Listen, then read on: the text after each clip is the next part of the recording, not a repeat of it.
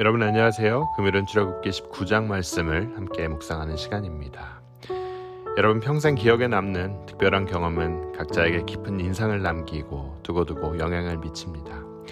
우리 각자에게 이러한 특별한 순간들이 존재해요. 거대한 자연 앞에서 느끼는 경이로움, 또 하나님을 처음 만났을 때의 그 감격스러움, 이러한 경험들은 개개인마다 다 차이가 있기 마련입니다. 그런데 금요일 말씀을 보면 이스라엘 백성들은 집단적으로 그런 경험을 합니다. 이제껏 해보지 못한 두렵고 경이로운 경험임에 틀림없었을 거예요. 이 경험을 통해 하나님은 자신이 거룩하고 두려워야 할 분으로 백성들에게 나타나셨습니다. 그리고 백성들은 이런 하나님께 나아가기를 어려워하죠. 금요일 말씀이 이렇게 전하고 있습니다. 출애굽기 19장 15절에서 16절 말씀이 이렇게 전합니다. 모세가 백성에게 이르되 예비하여 제3일을 기다리고 여인을 가까이 말라 하니라. 제3일 아침에 우레와 번개와 빽빽한 구름이 산 위에 있고 나팔 소리가 심히 크니 진중 모든 백성이 다 떨더라. 네, 여러분 금요일 말씀이 시작되며 가장 먼저 우리에게 다가오는 단어는 바로 예비하다라는 단어입니다. 이들은 하나님을 맞을 준비를 합니다. 모세의 지도에 따라 옷을 빨고 성적 행위를 금함으로써 자신들을 성결하게 하고 있어요. 하나님을 만날 준비를 하고 있습니다. 출애굽 사건의 주역이신 하나님을 만날 수 있다는 기대와 흥분으로 이들의 마음은 가득 찼습니다. 여러분 금요일 말씀은 바로 믿음의 여정을 걸어가는 우리들의 삶에 대해 전하고 있습니다. 다시 말하면 주님께서 우리와 동거하실 만큼 우리는 정결한 삶을 살고 있는지, 신랑이신 주님께서 흡족해 하실 만큼 우리는 마음을 잘 단장하고 준비하고 그 신랑을 기다리고 있는지, 또 더 나아가 우리는 과연 하나님을 만난다는 기대감으로 오늘을 살고 있는지. 사랑하는 여러분, 살아있는 믿음 생활이 과연 어떠한 모습의 생활이어야 하는지 금요일 말씀은 우리에게 보여주고 있습니다. 그렇습니다. 하나님을 만나는 여정은 나의 경험과 상상을 초월하는 거룩한 기대감이 있는 여정입니다. 진정한 그리스도인의 삶에는 내가 차마 생각하지 못한 하나님의 은혜가 있고 그분에 대한 사랑이 있고 그 안에서 일어나는 회개와 치유가 있습니다. 또 내가 전혀 상상하지 못했던 칼같은 말씀이 내 심령 속에 들어와 관철하고 우리로 하여금 회개케 합니다. 우리의 상식과 경험과 상상을 초월하는 하나님과 우리가 대면할 때 우리는 진정한 예배자로서의 한 걸음을 또 내딛게 되는 거예요. 오늘날 우리는 너무나 많은 종교의식으로 성령이 자유롭게 임재하는 예배의 놀라움을 많이 제한해버렸습니다.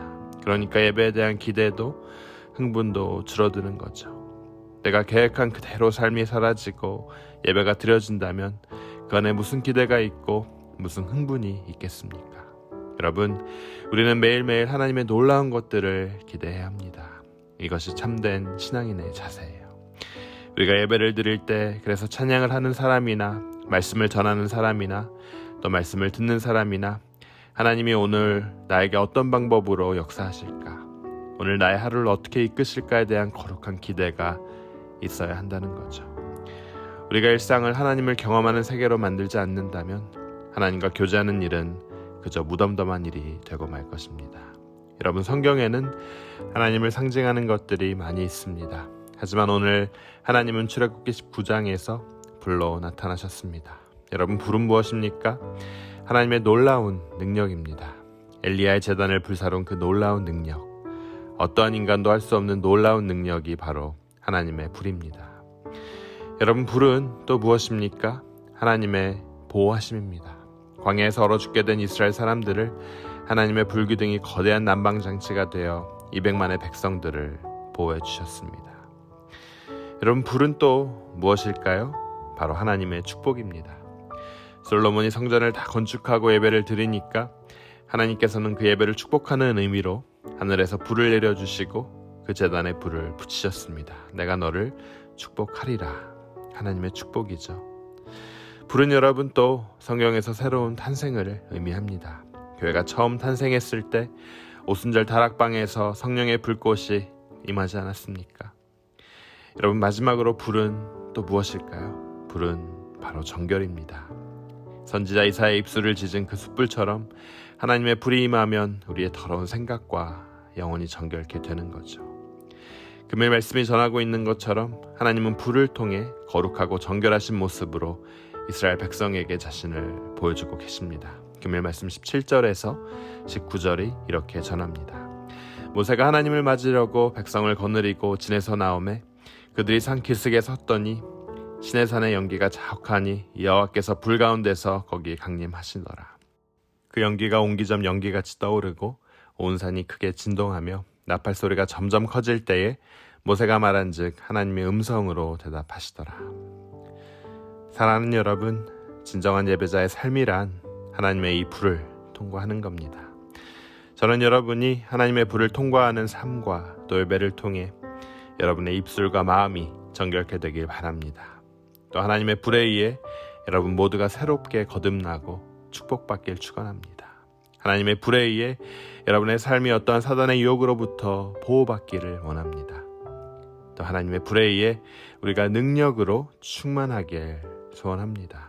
여러분, 이것이 진정한 예배자의 삶이요 그리스도인의 삶입니다. 또한 이것이 우리의 삶이 되어야 되죠. 그래서 우리가 이러한 살아있는 예배를 드리고 이러한 살아있는 삶을 살고 있으면 말씀 좋더라 이것으로 끝나는 것이 아니라 우리의 삶에 변화가 일어나야 되는 거예요. 저는 오늘 이 살아있는 예배에 대한 체험이 또 하나님을 갈망하는 그 믿음이 여러분에게 모두 있게 되길 바랍니다. 여러분, 예배는 우리 개개인이 드리는 체험이에요. 하지만 금일 말씀처럼 우리 모두에게 말씀하시는 하나님을 공적으로 만나는 현장이기도 하다는 사실입니다. 구약에서 이스라엘 백성들은 이러한 두려움이 가득한 하나님을 예배했지만 오늘날 우리는 2000여 년 전 인간의 몸을 입고 오신 하나님의 아들 예수 그리스도 덕분에 두려움의 시대는 이제 끝이 났습니다. 우리는 이제 신의 산이 아닌 예수 그리스도의 십자가에서 하나님을 알고 경험하게 됩니다. 이 경험은 하나님을 새롭게 인식하고 그분의 뜨거운 사랑을 알게 하는 매우 강렬한 하나님의 계시였어요. 오늘 말씀을 통해 나는 얼마나 하나님을 기대하고 있는지, 그분이 인도하시고 펼쳐갈 계획을 얼마나 기다리고 있는지, 금일 말씀은 우리 모두를 도전하고 있습니다.